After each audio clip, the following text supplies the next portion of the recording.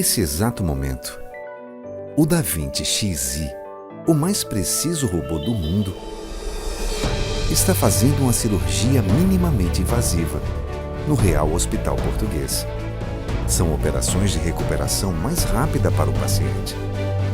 Toda essa tecnologia nas melhores mãos humanas, juntas para cuidar de você. Real Hospital Português. Paixão por cuidar. Um lugar de muitos cenários para relaxar e curtir a natureza. Na Pousada da Paixão, você é o personagem principal de um roteiro inesquecível, que mistura traços da arquitetura do tempo de Jesus com todo o conforto que você e sua família merecem. Tudo isso na Cidade Teatro de Nova Jerusalém. Sossego e emoção em um cenário especial. Pousada da Paixão, 3732-1574. Bem, meus amigos, é um prazer que eu cumprimento a todos vocês. E nós estamos em Caruaru, capital do forró, capital do agreste. Como diz Carlos Fernando, Caruaru, azul palavra. Eu li um livro recentemente, Terra de Caruaru, de Zé Condé, que todo mundo devia ler. Quem gosta de Caruaru, quem gosta de história, para conhecer mais essa metrópole, que hoje é uma metrópole. Caruaru hoje está cercado de prédios, grandes empreendimentos, crescendo junto com o Pernambuco. Eu acho que eu vou ter que Caruaru crescer mais que Pernambuco, porque sempre foi um entreposto, sempre foi uma cidade de comércio. Caruaru é um porto sem água, porque tudo corre aqui. E hoje nós viemos aqui conversar em Caruaru. Eu quero desde já agradecer a doutora Marisa pela gentileza de nos ceder uma de suas suítes para gravar uma entrevista. Vamos fazer uma entrevista hoje com um economista, pensador, político, que é o professor de economia Manuel Messias. Manuel Messias, quem ouviu o programa de rádio já ouviu as opiniões dele na Rádio Folha. Mas nós estamos numa época de um tema muito aceso, que é a Comissão da Verdade. Estabeleceu essa Comissão da Verdade, a Argentina fez lá a sua, condenou, prendeu, essa coisa toda. O Chile fez a sua, enfim. E agora o Brasil resolveu fazer a sua, com um detalhe: como a anistia foi ampla, geral e restrita, a Comissão da Verdade ela não vai poder incriminar. O que ela vai poder é dizer que seu fulano foi torturado e seu cicrano foi quem torturou. E mais nada. Porque a penalidade já não cabe. Então nós resolvemos conversar com o professor Manuel Messias, que sofreu na carne e na pele esse processo. Manuel, é um prazer estar com você na sua terra, na terra de Caruaru. E você me dizia, quando nós adentrávamos a Caruaru, de que todas as vezes que você vem aqui, você se emociona muito. Essa emoção advém da sua família, da sua casa. Como era a casa do Manuel Messias? Boa tarde para todos, amigos, caruaruenses. Boa tarde, Bocão. Olha, Bocão, a minha casa era uma casa de marceneiro. Era na Rua Preta, não? Não, era na Rua São Sebastião. Meu pai era marceneiro, construtor de imóveis, não é? Teve uma época que ele estava muito bem, tinha época que ele não estava bem financeiramente, mas educou os filhos todos, né?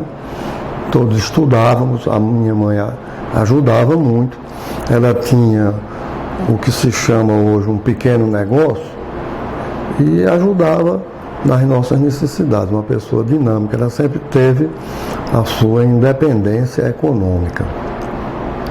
Quanto à emoção, quando eu venho aqui, está ligada ao passado, né? A um passado político, estudantil, né? A um passado de complicações, passado de prisão, de tortura aqui em Caruaru. E Caruaru hoje é outra cidade, evoluiu como sempre. Eu gosto muito da minha cidade. Nasci aqui na Rua Amarela, fui criado aqui. Minha mãe é de Gonçalves Ferreira, que eu ia muito a Gonçalves Ferreira, conhecer os parentes dela. Meu pai é de Bezerros, eu conheci a família dele aqui também. E era um homem que tinha um espírito social, humanista. Mas foi seu pai, por exemplo, que lhe introduziu nessa coisa da socialismo, essa coisa toda? Era o pensamento dele? Ou foi depois que você foi para a escola? Enfim, qual foi a influência? Não, foi a influência dele. Ele era uma pessoa que pensava socialmente, não é?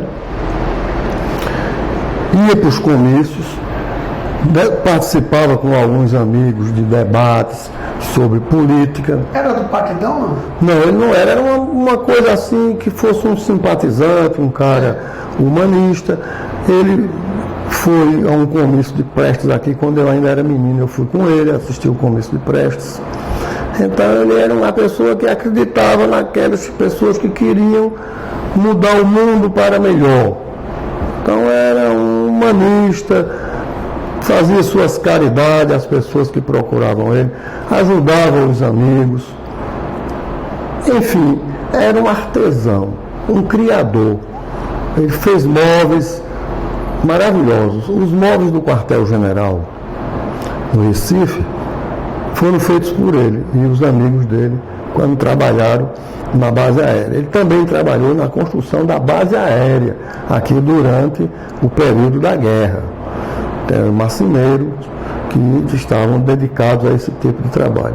Então, me diga uma coisa, vida estudantil, qual foi a primeira escola em Caruaru?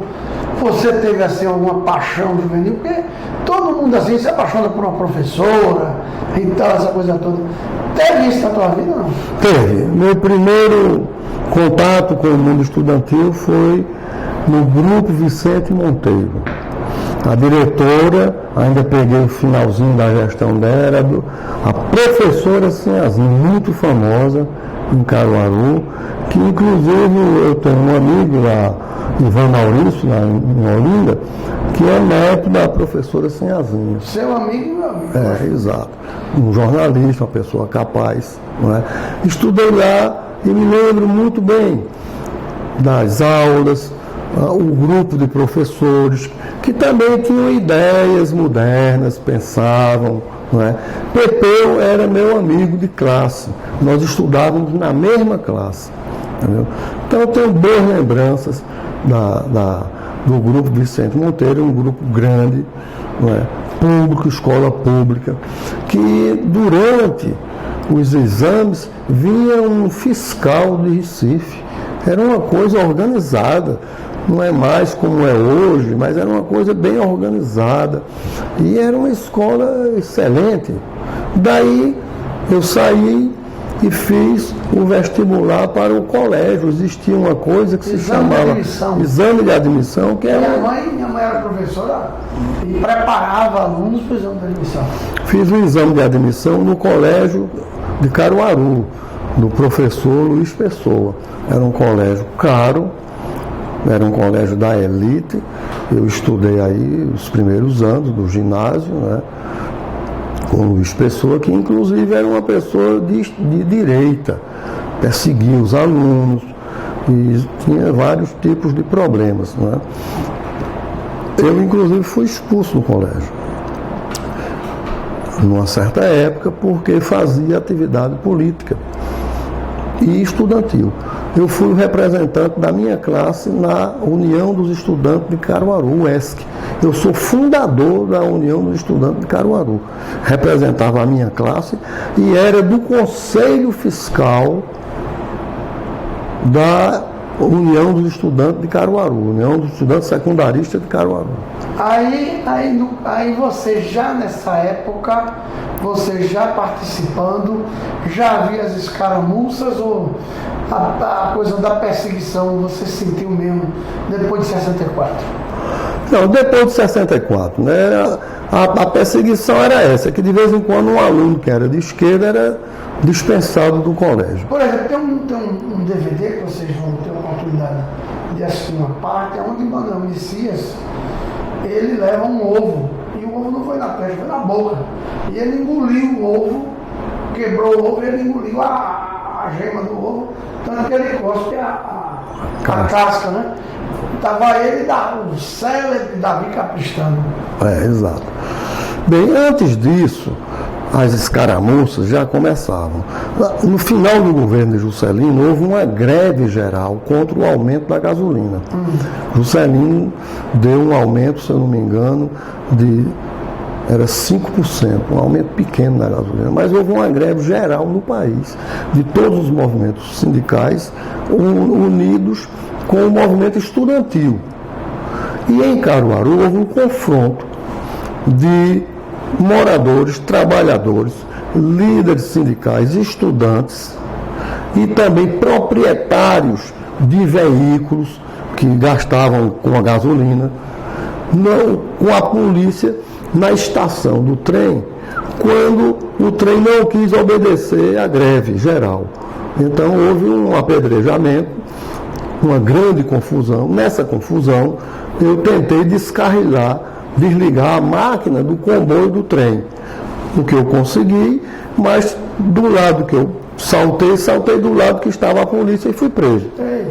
Fui preso, a polícia me levou para cadeia em Caruaru, eu e um trabalhador, nós ficamos lá presos mais ou menos 40 minutos. De repente chegou o tenente Ferraz, que era um homem daqui, era do Partido Socialista, entendeu? Uma pessoa que lutava como nós, junto aos trabalhistas, aos socialistas, e foi lá me visitar e negociar para que me soltassem as pessoas.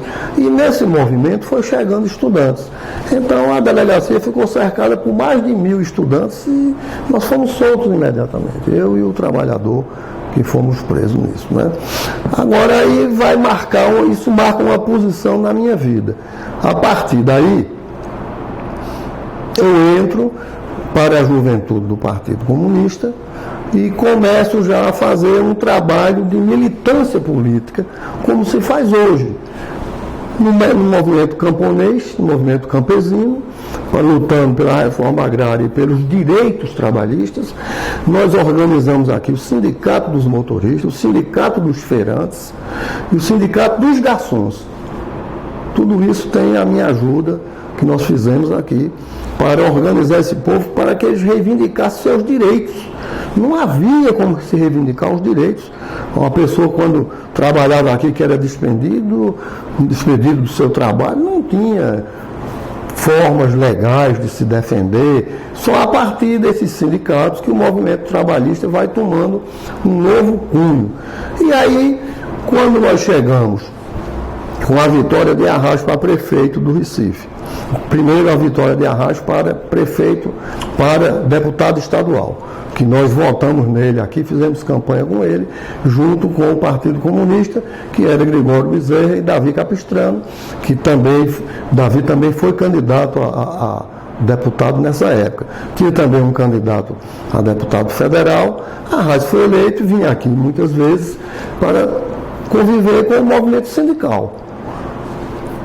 Juscelino mandou uma verba para que se construísse a Casa do Trabalhador. E isso foi feito. Foi feita a Casa do Trabalhador, que tinha umas salas de cada sindicato, de cada agrupamento trabalhista social. Uma coisa muito interessante para a época, onde se reuniam os sindicatos, onde se debatia com auditório e com tudo. Uma coisa do próprio trabalhador. Foi trazido para cá por Juscelino. Agora, diga uma coisa. Essa sua aproximação com a esquerda leva também ao distanciamento da direita. Agora, nós tinha uma direita pesada, forte. Pesada. Não é? De ir às vezes de fato, de acabar com isso na bala, e por aí vai. Qual era essa relação? Bem, os comícios aqui... Porque, por exemplo, você era um jovem que queria namorar com a menina, por exemplo, o pai dela soubesse que você era do Partido Comunista, aí já não queria, já impedia. Havia essas coisas? Havia a luta, essa luta entre esquerda e direita em Caruaru sempre foi muito forte, muito radical. Por exemplo, existia um partido integralista, desde a época de Plínio Salgado, até 1964, 65. Um partido organizado, dirigido por um cidadão chamado Zuca, do Fumo, Zuca Fumeiro, que ele era negociador de fumo, Zuza, né? Inclusive ele aparece num outro comício que foi também destruído e tal. Bem, e aí a evolução desse processo político que nós vivíamos em Caruaru, estava em contato com as lutas também do Recife. Caruaru é uma cidade que está próxima do Recife, intelectualmente, culturalmente. Julião vinha muitas vezes aqui, Miguel Arraes, e aí surge a candidatura de Miguel Arraes para prefeito do Recife. Nós fomos lá, levamos grupos de estudantes para ajudar, entendeu? Ele se elege prefeito e posteriormente é candidato a governador. Candidato a governador, nós entramos com toda a garra e com toda a organização que nós tínhamos aqui para eleger o governador. Antes nós tínhamos elegido para prefeito o João Lira Filho, o grande João Lira Filho, uma pessoa excelente, que foi candidato, teve apoio dos comunistas, do Partido Comunista, não fazia nenhuma discriminação, entendeu? Nós falávamos no comício dele em nome do partido, ele se elegeu com 1000 e poucos votos, o partido nessa época tinha aí mais ou menos uns 200, 300 votos, que era o número de militantes que tinha, e o seu João Lira fez uma administração fundamentada, estudando a realidade. É o pai do atual vice-governador João Lira Neto. Que é o pai, exato, que é o pai de Fernando Lira. Né? Fez um estudo sobre Caruaru, criou o plano diretor da cidade, que foi feito pelo general Aguinaldo, que era um teórico, um nome ligado a Sudene, a Flaxo, no Chile, um grande estudioso, e eu me reuni muitas vezes com ele para estudar os problemas de Caruaru. Aqui, inclusive, tem um canal que num dos programas, quando eu fui candidato a vereador aqui, no meu programa constava fazer uma tubulação na Lagoa da Porta, dali, desse canal, que era aberto, era um foco do Muriçoca. E que posteriormente foi feito, realmente foi coberto esse canal. E essa ideia surgiu da gente. Mas voltando, então, quando a Arraes entra como candidato a governador, se elege, ele foi uma luta muito grande mesmo para eleger Miguel Arraes, e a própria eleição era violenta. Eles tentavam acabar os comícios da gente, o comício de Arraes, a pretexto que todo mundo era comunista. Isso não era verdade. O comunista era apenas um grupo que estava participando das eleições, estava participando legalmente das eleições, cumprindo a legislação do país. E, eleito o governador, ele tomou providências em favor dos menos favorecidos, entendeu? Os trabalhadores, os estudantes, as escolas, entendeu? A primeira grande discussão com os usineiros sobre os direitos dos trabalhadores da cana, entendeu? Tudo isso foi estabelecido no governo dele. Mas ele criou uma secretaria, aliás, criou não, ele utilizou uma secretaria que foi criada por Cid Sampaio. Nós vamos conversar sobre isso daqui a pouco, nós vamos dar uma conversação, tomar uma aguinha aqui, e daqui a pouco a gente volta já, Manuel Messias, na secretaria assistente, ele vai nos contar o dia do golpe, porque isso é uma grande curiosidade histórica, se saber onde aquele cidadão estava, no momento, no dia onde ele foi preso. Daqui a pouco a gente continua essa viagem ao passado de Manuel Messias.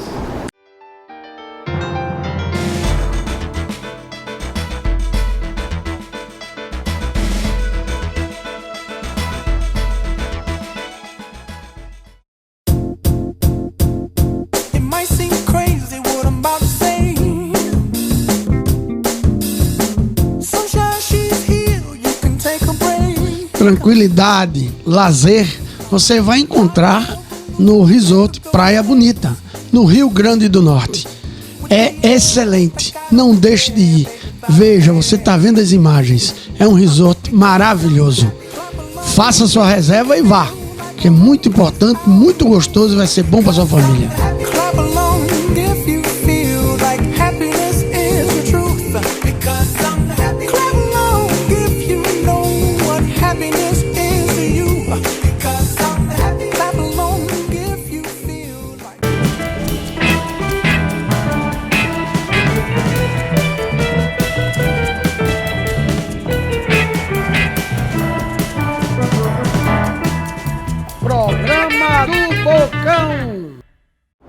Eu tive o privilégio de conhecer João Lira Neto na Assembleia.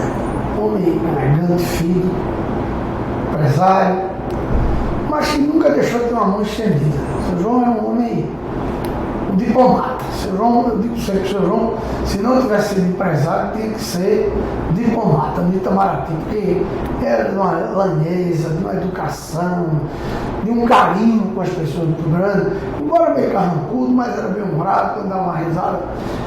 E João Lira precisa fazer justiça. João Lira conheceu os comunistas de Caruaru e vários comunistas trabalharam com ele na prefeitura muito antes da eleição do Dr. Aires. Quer dizer, é preciso fazer essa justiça para não se pensar que só depois da eleição de Arraia que o comunista prestou. Não. O Partido Comunista teve o seu lugar na eleição e teve no governo, não é isso para mim. É isso. O senhor João Lira foi uma pessoa excelente. Um ser totalmente importante na história de Pernambuco. Em 1945, quando o partido estava legal, Gregório veio fazer um comício aqui. E esse pessoal do Partido Integralista amarrou o palanque num caminhão e destruiu o palanque. E aí o Partido Comunista ia fazer um comício e não podia porque não tinha palanque. O seu João Lira, que tinha um posto de gasolina junto, ofereceu os tambores e madeira e na mesma hora montaram um palanque e Gregório fez o seu comício, cumpriu as determinações legais de fazer um comício em Caruaru. Você veja o espírito legalista de um homem progressista como foi João Lira. Me lembro de outro fato. Quando em 1960, final de 60, quase final de 60, eu recebi uma bolsa de estudo e fui estudar na União Soviética. Quem me deu a passagem para eu ir até o Rio de Janeiro foi o seu João Lira Filho. Eu fui de avião, foi a primeira vez que andei de avião na minha vida, em 1960, e ia com destino à Europa. E ele me ajudou, me deu dinheiro. Era uma pessoa excelente. Bom nível, progressista, bom papo, boa conversa. Assim, aí João Lira ganha a eleição em Caruaru, os comunistas assumem seus postos na prefeitura e aí vocês partem para a eleição de Arraes.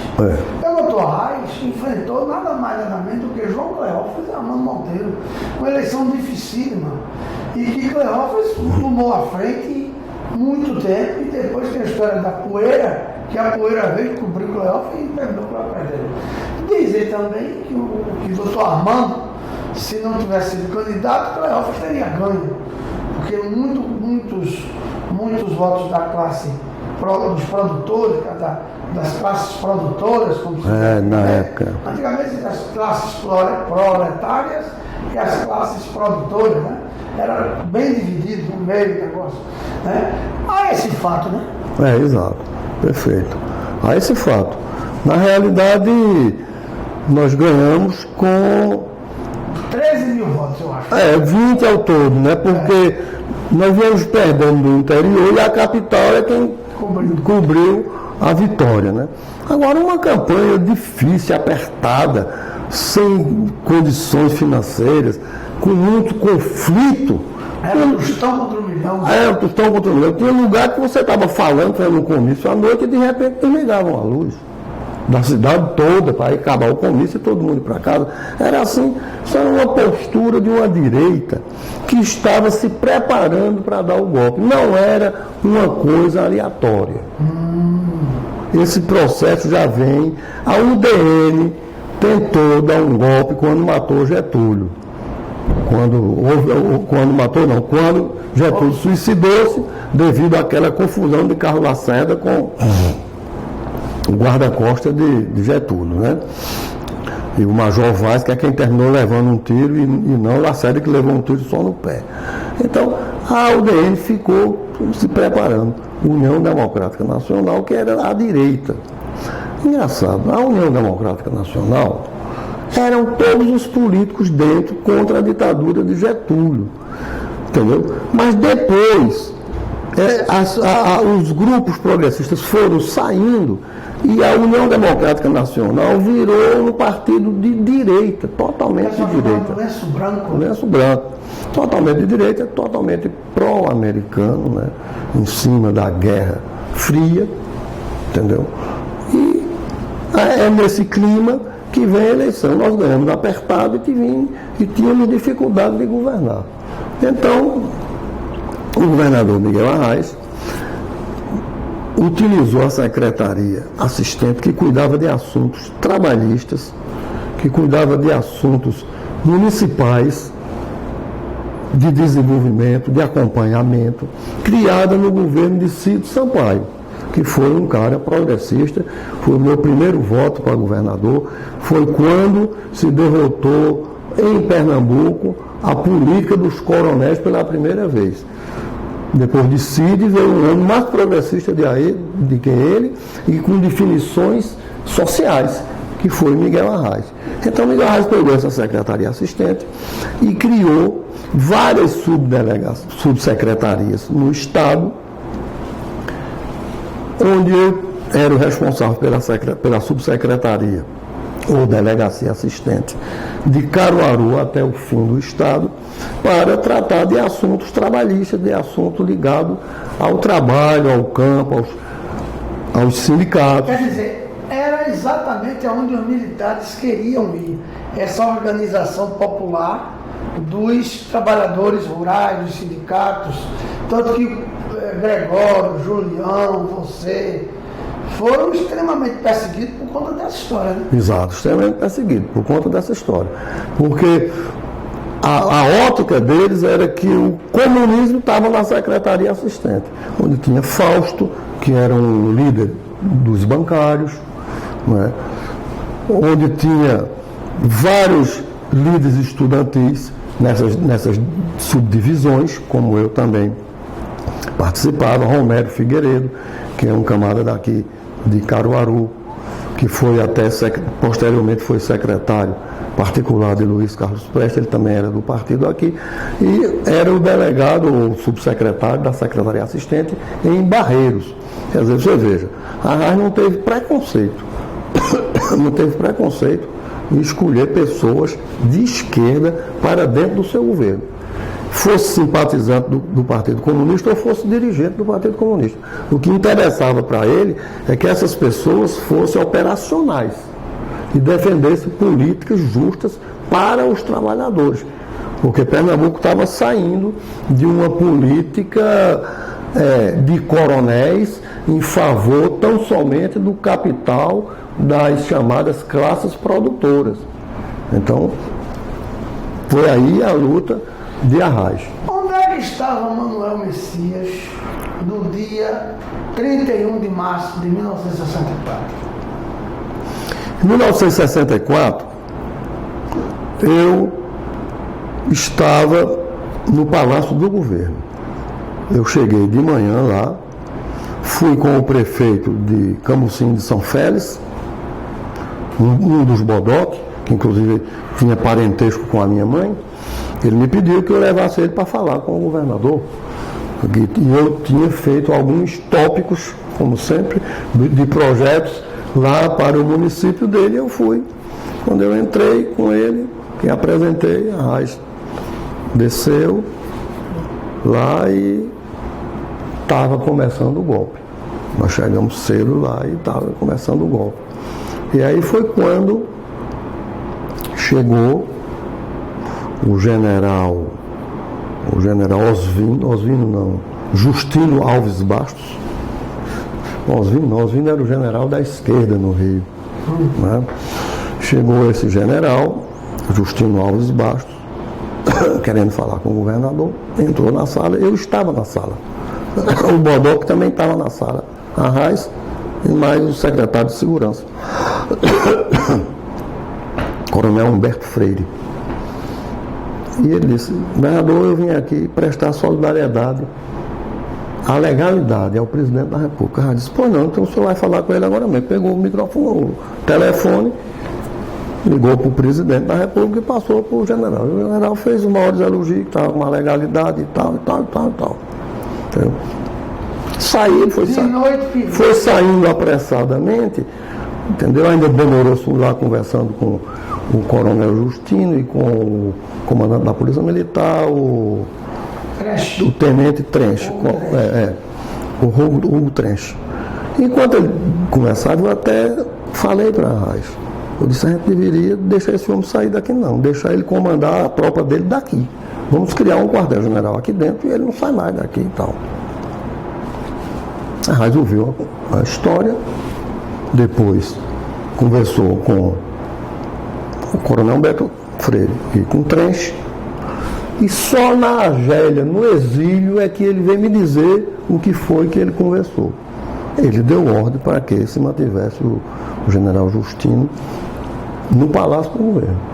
Já que ele apoiava o governo, ele ia junto com ele apoiar o governo federal, apoiar a democracia. E a polícia, o comando da polícia, nem o general, nem o coronel Humberto Freire, que era um militar do Exército, e o Rango Trench, que era um militar do Exército, eles tinham força sobre a polícia. Os comandantes da polícia, os velhos coronéis da polícia, não aceitaram. E foi por isso que a coisa começou a se dissolver. E a polícia começou, em parte, a aderir ao golpe, ao ponto de cavar umas trincheiras lá, mas depois não fazer nenhum tipo de resistência. Vamos dar um espaço. Cada garganta parou aqui agora. Tá bom, a gente volta. Como, João? Bom, aí sai o general Justino Alves Bastos, que à noite mudar de casaca, e manda a emicia. O que é que pensou? Bom, eu vou partir daqui, vou embora, como é que vou fazer? Vou ficar com a raiva? Como é que foi sua atitude? A minha atitude foi reunir o pessoal, algumas pessoas que estavam lá, inclusive com a Raiz. A ideia era a seguinte: cada um, não precisa ninguém ficar aqui no palácio, que era a ideia de Raiz. Vocês vão para seus locais de origem organizar a resistência. Eu peguei o meu carro, era um Jeep do governo do estado, chapa branca, que tinha um motorista chamado Japonês, uma grande figura humana, que também era um cara da esquerda independente, não era do partido, mas era da esquerda independente. E nós fomos para Caruaru. Lá onde é que, quando eu cheguei em Caruaru, eu já encontrei um grande movimento na rua, a polícia tomando conta da prefeitura, numa parte da prefeitura, e um grande movimento no quartel da polícia. Toda a polícia militar de prontidão na rua, e o tenente Ferraz estava lá, vestiu sua farda de tenente, a farda já um tanto apertada, e eu e ele formamos um comando, junto com o cabo, esquecendo o nome dele, o cabo de polícia, entendeu? O delegado de polícia, o cabo e o sargento comandante da guarda, comandante do contingente. Esses três, e com o apoio dos militares que estavam do lado de Arraiz, nós organizamos vários pontos estratégicos. E eu me desloquei com Ferraz até a estação ferroviária, onde lá nós vamos passar um telex para Brasília e saber dos acontecimentos. Isso já era tarde da noite. Enquanto isso, os estudantes estavam recebendo instrução militar dos soldados, cabos, o cabo Alonso, grande figura humana, estavam dando instrução militar às pessoas que queriam se apresentar para lutar, né? Enquanto isso, Drake Nejaim, que era o prefeito, cercou a prefeitura com os caminhões de lixo e se armou de metralhadora com um pequeno grupo que ele tinha, de capangas armados de revólver, e ele tinha uma metralhadora e tal. O quartel do Exército, obediente ao Exército que tinha se sublevado contra a Constituição, cavou umas trincheiras e ficou dentro do quartel. Não tiveram coragem de botar um pé do lado de fora. E nós ocupamos a cidade com o Exército, com a polícia, com os líderes sindicais, com a política, com o povo em geral.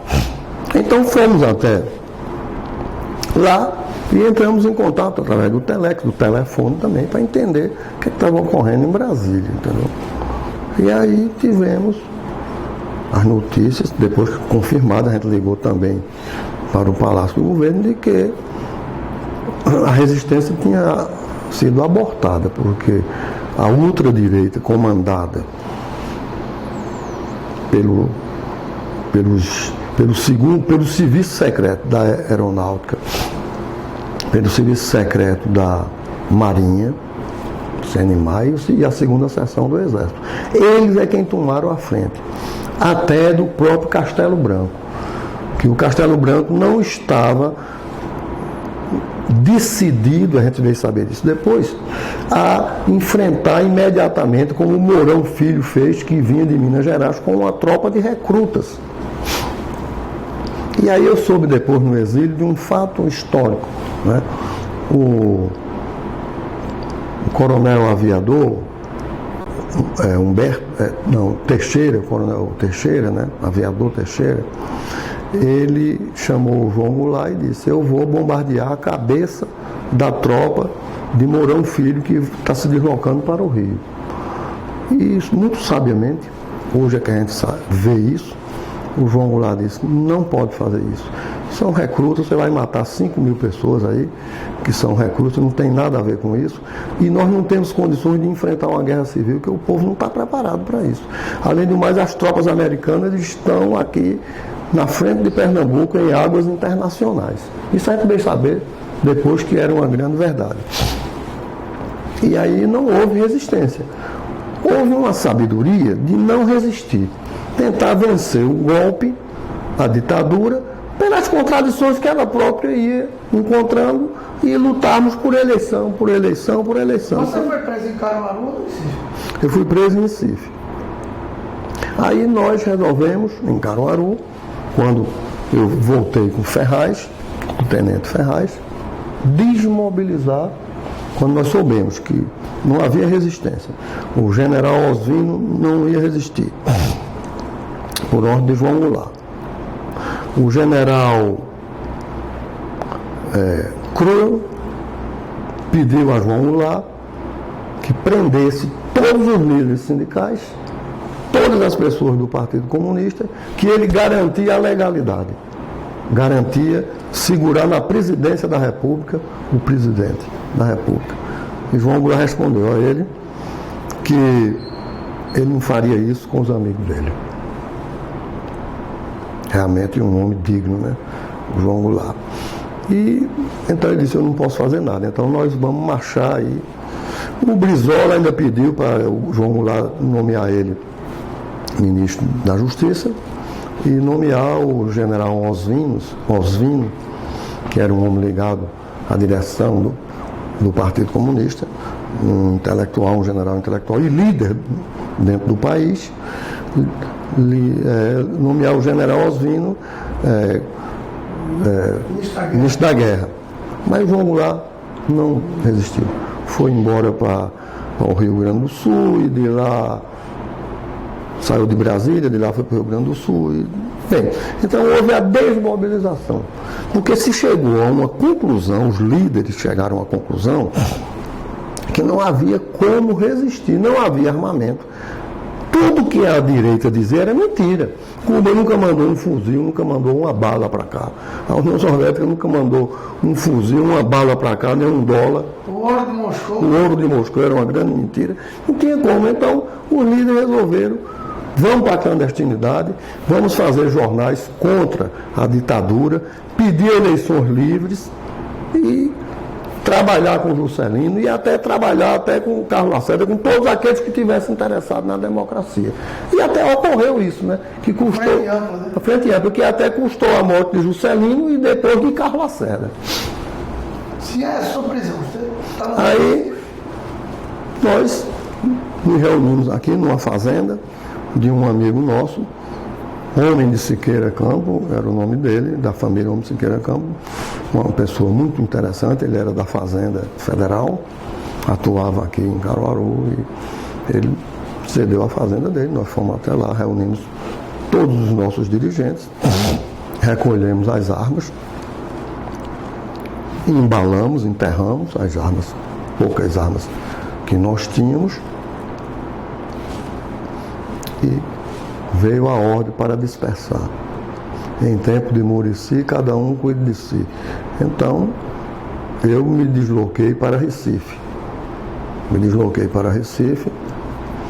Fui para a casa de uma tia minha, de um tio meu que era da Umbanda, do Xangô, Eugênio, lá no Coque.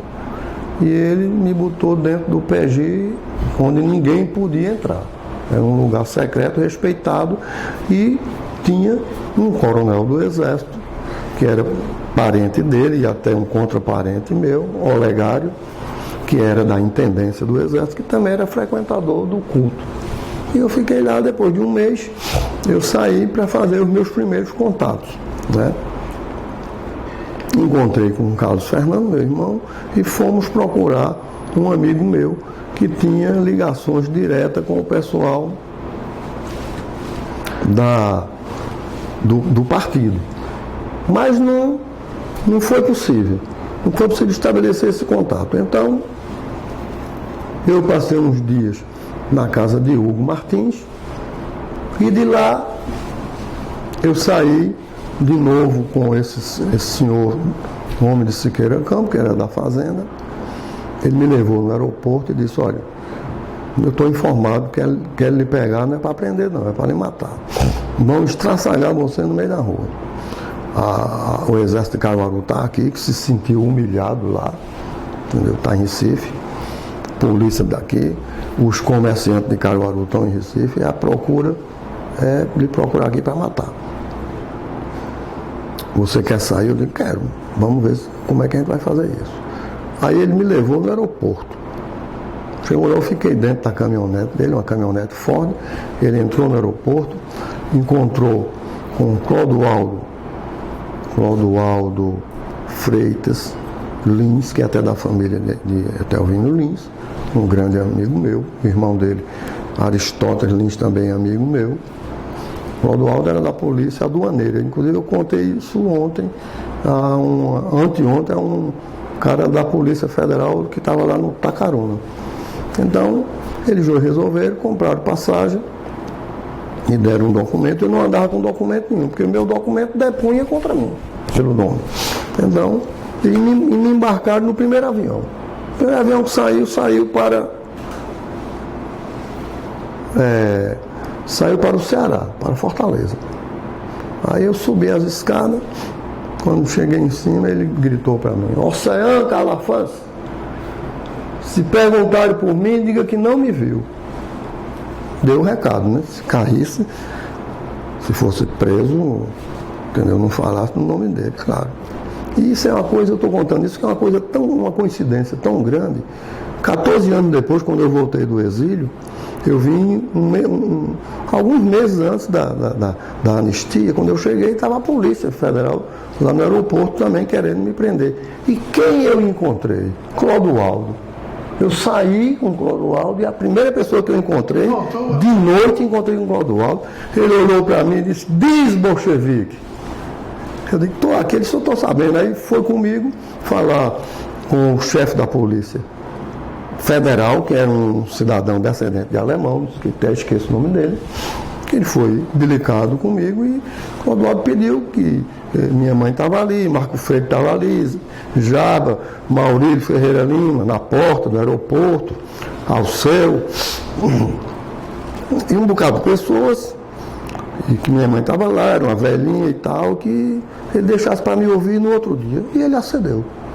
Acendeu, no outro dia eu fui lá, entendeu? Eu cheguei lá, fui depor com ele, passei umas 4 horas depondo e ali a delegacia federal estava coalhada de jornalistas que também queriam me ouvir.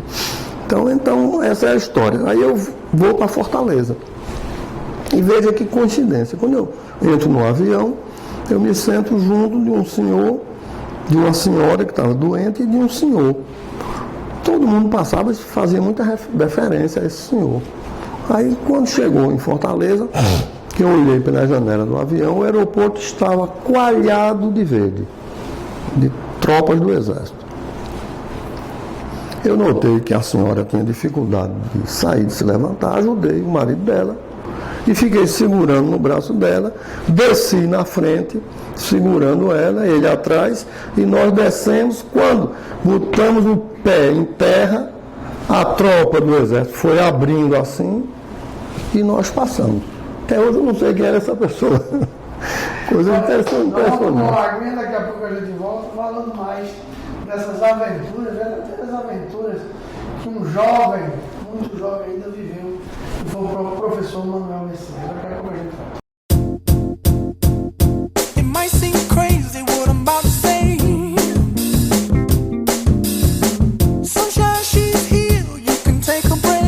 Tranquilidade, lazer, você vai encontrar no Resort Praia Bonita, no Rio Grande do Norte. É excelente, não deixe de ir.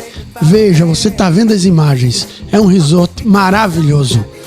Faça sua reserva e vá, que é muito importante, muito gostoso e vai ser bom para sua família.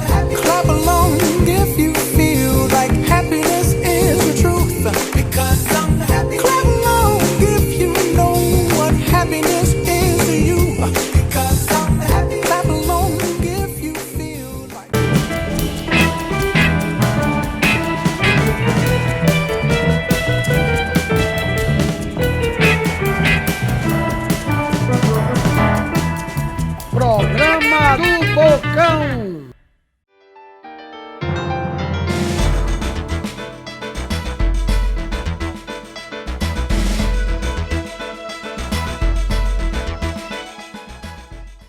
Bom, para a gente continuar a história, a gente tem que vir no lugar onde Manuel Messias fez um célebre comício com Davi Capistrano, aonde ele levou um ovo, aonde houve toda uma confusão, aonde acabou na bala. E foi exatamente aqui, não é? Virado para lá, para o lado da matriz. Ô Manel, dá para lembrar como é que foi exatamente essa cena? Vocês prepararam o comício, mas havia alguma ameaça da direita de fazer aquilo? Havia. O problema é o seguinte, o comício era um comício de solidariedade a Cuba, com a participação do PTB, do Partido Socialista, do Partido Comunista e de Julião. Então, o pessoal do Partido Integralista, a ultradireita de Caruaru, disse que ia impedir que Julião falasse no comício, porque Julião era a favor da reforma agrária.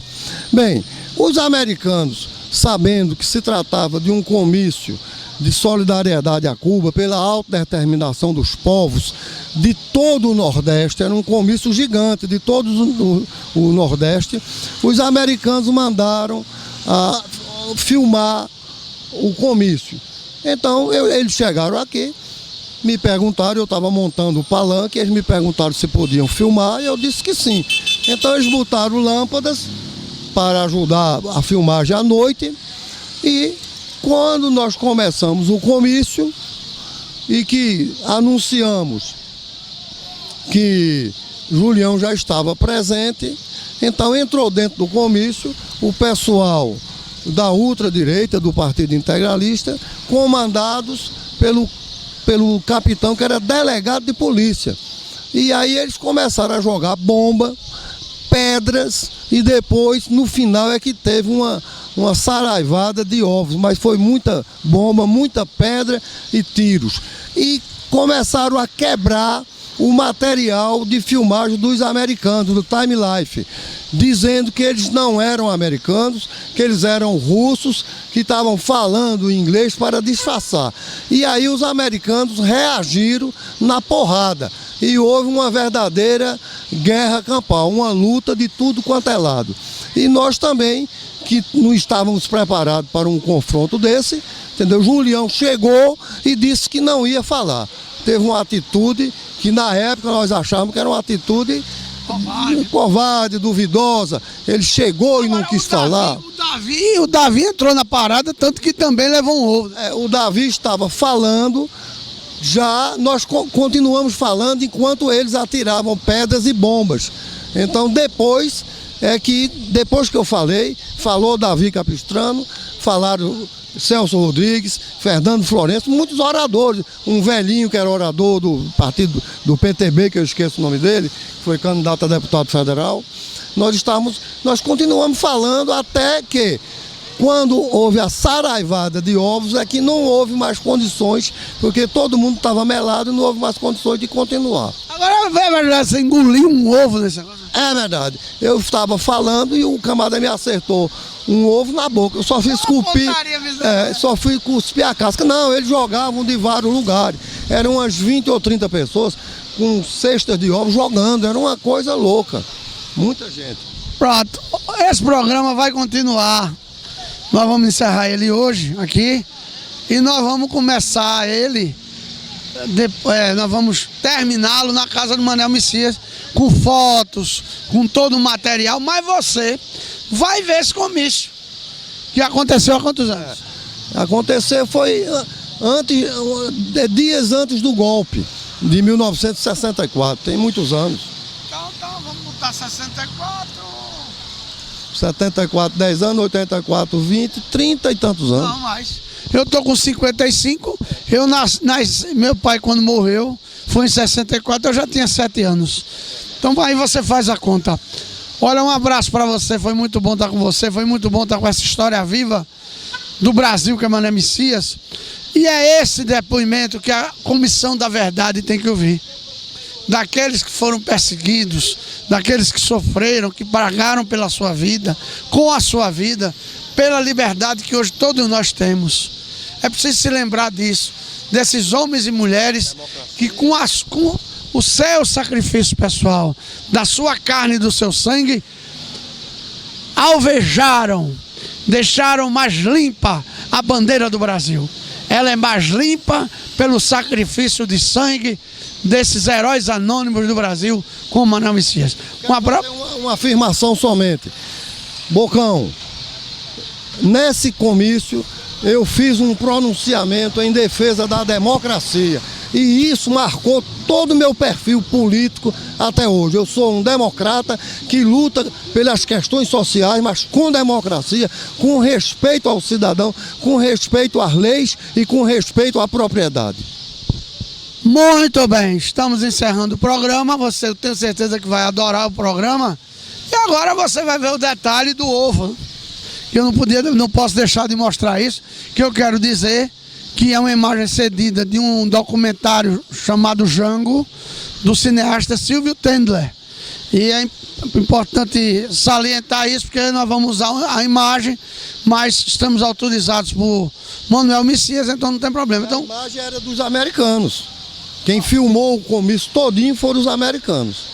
Pronto, então depois ele deve ter emprestado depois do golpe para Silvio Tendler fazer. Um abraço para você e muito obrigado pela audiência mais uma vez. TV Nova, que passa aqui em Caruaru, canal 31. TV Saber, canal 7 da CIM TV. E Nova Nordeste, que passa aqui em Caruaru, canal 31. Um abraço para vocês, tudo de bom. Deus lhe proteja.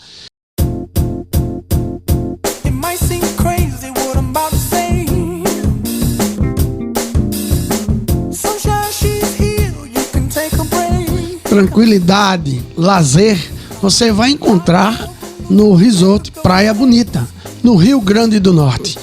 É excelente, não deixe de ir.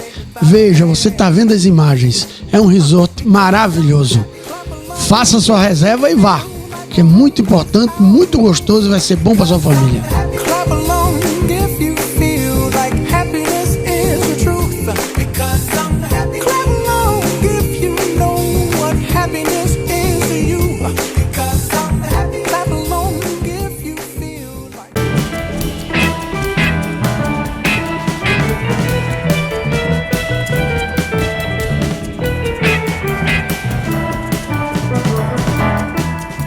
Programa do Bocão.